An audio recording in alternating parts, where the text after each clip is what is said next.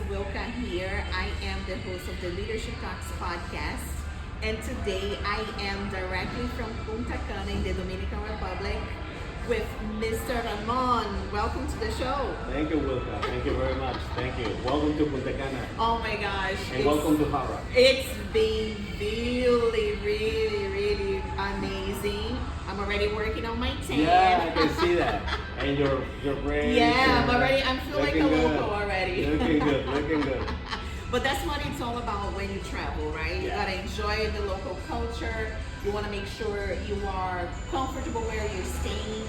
And here at the Hard Rock Cafe and Casino Hotel, you have an array of things and activities for guests. So talk to us about that. It is, first of all, it's thank you again for the opportunity of being in your podcast. And yeah, as you said, the hotel is 1,882 rooms. It's a very large hotel that we call a destination resort, because it's an all-inclusive hotel. We have 13 restaurants, 23 bars, 13 pools. We have a casino, which is the largest one in the Dominican Republic. We have a conference center, which is the largest one in the Dominican Republic. So it's a good mix between pleasure and business, because you can do both. You can come on vacation with your family, or you can come with your company to do an incentive. So it's everything within the Dominican Republic. So I'm very curious, how many days do I need to stay so I can experience all the restaurants? All 13. Yeah. If you want to do it one daily basis, right? Oh my goodness, but that sounds excellent, because just, walking around and seeing all of the lively, with gases in the lobby and going from one restaurant to the other, for the welcoming, once you enter the hotel, it feels like, wow, we are home, it's a beautiful place. But tell me, Ramon, where, is your number one guest coming from? It is certainly from the U.S. It's our main market, definitely. Canada is right next to it. And then Latin America. I think we were talking about that of Canada, but Latin America, it's surprisingly amazing as well. From Brazil, I know you're Brazilian. Yay! Brazilians. Yes. From Brazil, Mexico. I'm Mexican. We have a lot of tourism coming from Mexico now, because flights are getting better from Mexico to the DR. Here, it's a tourism country, and they are investing everything. Not only in hotels, not only in infrastructure, not only in flights with agreements with airlines and all that, to be able to bring people from all over the world. Europe is also a big market, but for us, it's US, Canada, and Latin America. And right now, I'm curious about what you said about Europe. So I personally, just when we arrived at the airport, I've noticed a couple of, European folks, a lot of Indian people as well. And I'm like, oh my gosh, this is amazing, because when I first visited Punta Cana, probably 5 years ago, I felt that I was the only Brazilian in the restaurant. I also stayed in a local all-inclusive.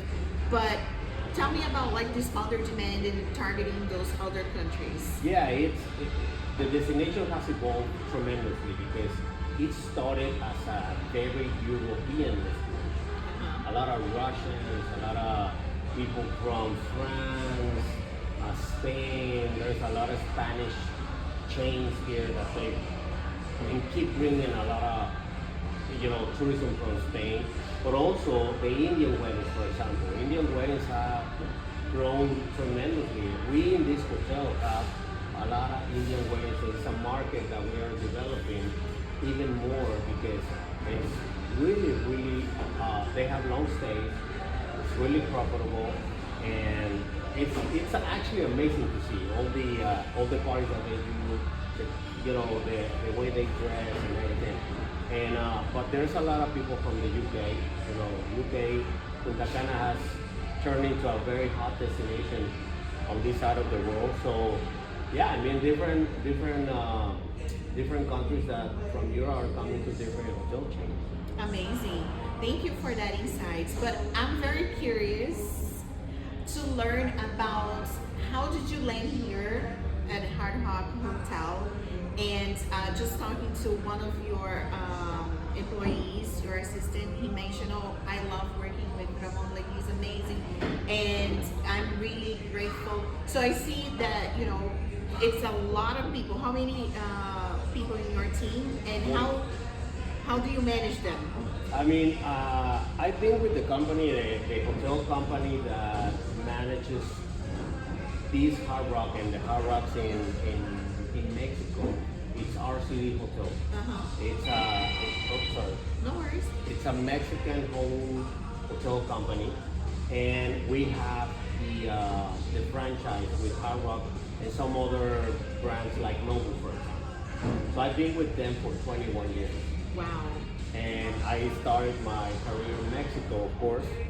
And in 2008, I was given the opportunity to become a director of sales, like mega offer for me in that time, and came here to open this property. And then in 2010, the Hard Rock deal came into the table, and we're like, Hard Rock? Those are restaurants, those are cafes, what are you talking about? And a few years later, it's a massive success. So I had the opportunity to do the branding, the rebranding in 2010. 2012, I was offered to go back to Mexico, to Cancun, and open the Hard Rock in Riviera Maya, the new one. And then 5 years later, they asked me to come here again, and been here since 2017. It's been another, 7 years now. And managing people is actually something I enjoy. And not only managing, working with them. I have 44 people in my team, and really it's really easy for me to, because I like people. I like to teach so they can teach me, and it has worked. Okay. Wow, that's an amazing story. I think in 2017, 2018, I was just getting into the States in this business because, I was an intern from Brazil and so on. But it also, like you said, once you learn the business in hotels and, managing a group of people and restaurants and events and big events, this is a massive complex.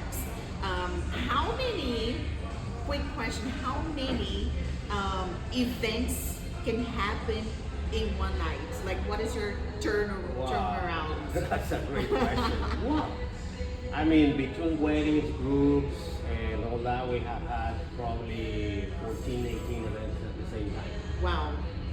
Without counting all the restaurants that we have open and all the things with entertainment department and all that. Just private events for our wedding market and our MICE market, we have had between 14 and 18 events in one single day. Wow.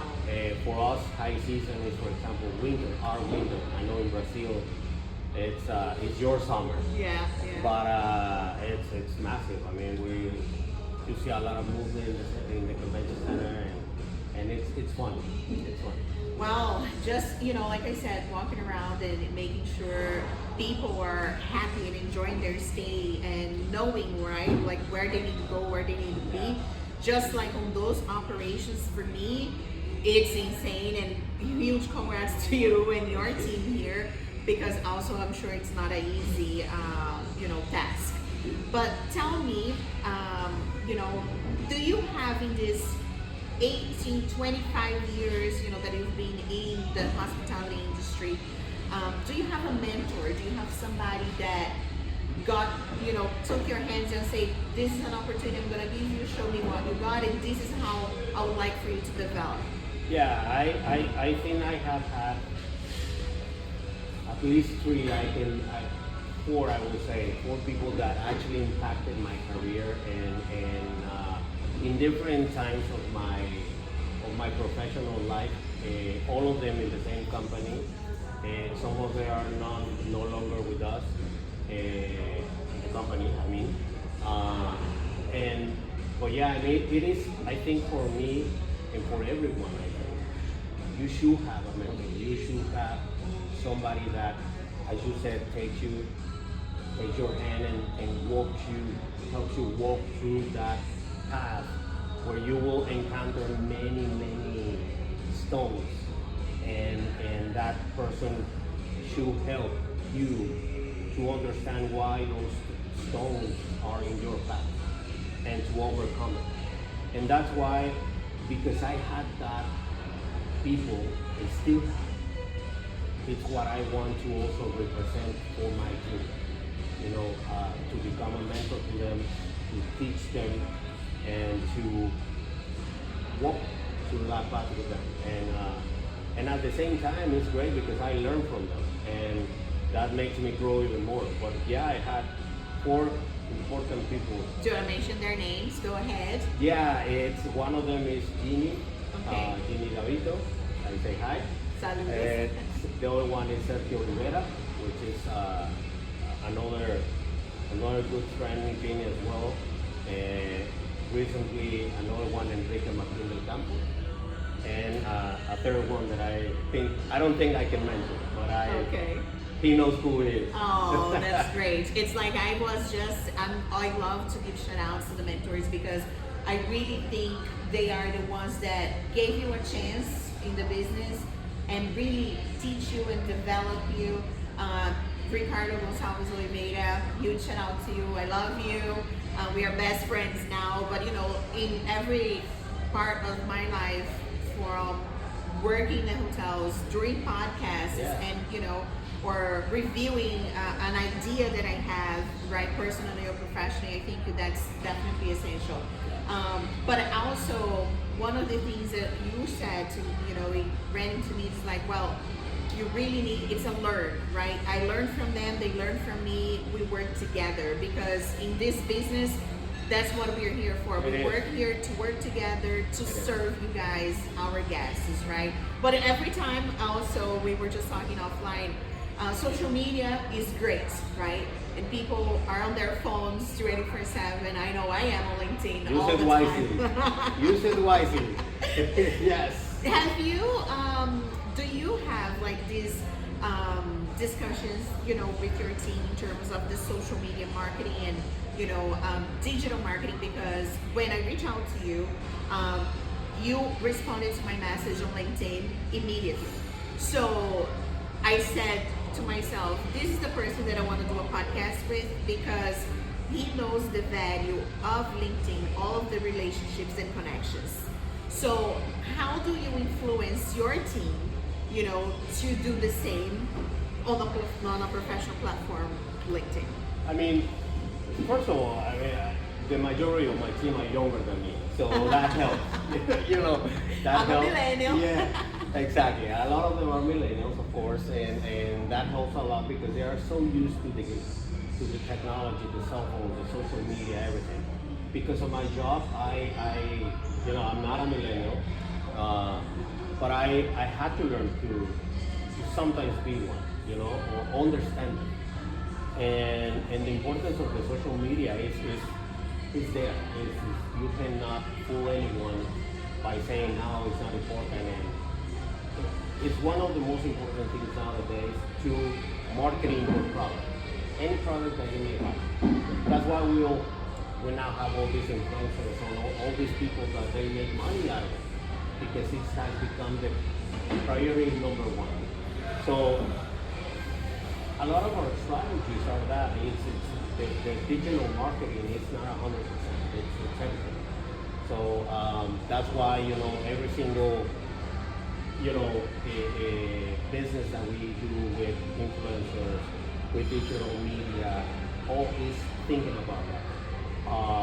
And we give a lot of importance to our social media networks, you know, our Instagram page, Facebook page, people think Facebook is now, you know, for older folks, but it's still there. It's still important, you know. LinkedIn, which is, from all the social media, that's the one that I like the most because it's so professional, so business driven that it's amazing. They have kept that very carefully, that concept, where you don't find really traction, you find business, and that's why something that I'm very, very, I look into it and I see what's going on and everything. That's why I probably responded quickly to you. But yeah, I mean, in my personal life, I'm not a social media guy. I don't post anything. But in my professional life, I'm there. Yeah, it's all about also, oh, I know, this person that I met in a trade show in Latin, like you were just talking to me also, that you were focusing in that market. But you have to be on those shows, right? And those shows, they have their, social media team. So how do you take, the opportunity and make it organic, for your business, for your hotel? I mean, let's be honest, the Hard Hot here in Punta Cana, it's the top hotel. As long as you search on Google, hotel in Punta Cana, that's the number one that comes in your search. So, a great, opportunity for guests is also to learn what every single experience and activities that you can do here inside the resort. But I know that we're getting to time and I want to be respectful. But what would you say, for the listeners that are watching us here on Instagram, on LinkedIn, and also, on the podcast platforms, Spotify and Apple Podcasts, what would you say to them that are starting, in the hospitality industry? Should they continue? What they should look forward into, the Dominican Republic hospitality industry? I mean, I'm not sure if I'm the right person or the wrong person. I'm the right person to say that you should continue because it's an industry that I love. Every single thing that I have achieved as a person, as a professional, is because of this industry. If you like people, if you like relationships, if you like working with people, then you're in the right business and you are in for an adventure. It's great. So yeah, I mean, you should pursue your dream or your career in the hospitality industry for sure. And honestly, when I started, I remember the first person that interviewed me when I entered into this company. He said, it's an industry that is difficult. You will have to work long hours, and then it's gonna be years before you even get an upgrade. That was the first conversation that I had. I was like, okay. And then I said, I mean, I work hard. I know I can work hard. I like it, but I'm gonna go up because of my work, not because of the time, because of the effort that I put. And that's what happened. And honestly, if you work hard, if you're a professional, you do your job, and you are a person that is proactiveness in this industry is everything. You will get great jobs. You will go up, and you will make a career of it. And you, at the end of the day, will be a very economical, influential, positive for you. You make money. So, like, answering your question, go ahead. Wow, that's amazing. I'm very inspired because, to be honest, this again, where you are, now in your career, I must, congratulate you as well because it's not easy. I can think I'm working in a hotel in Baltimore. There was an 800 room, and that for me was already overwhelming. I can't imagine with a property that is almost 2,000 rooms, all of these meeting spaces and the casino and all of that. It has great, aspects to influence a beautiful state. Like you said, it's a resort destination. Yeah. So thank you so much, everyone, for listening. Thank you for subscribing to the podcast, and I truly appreciate your time. Muchas gracias, foi placer. Obrigado você. Obrigada a você. Imagina. See you guys next time. Thank you.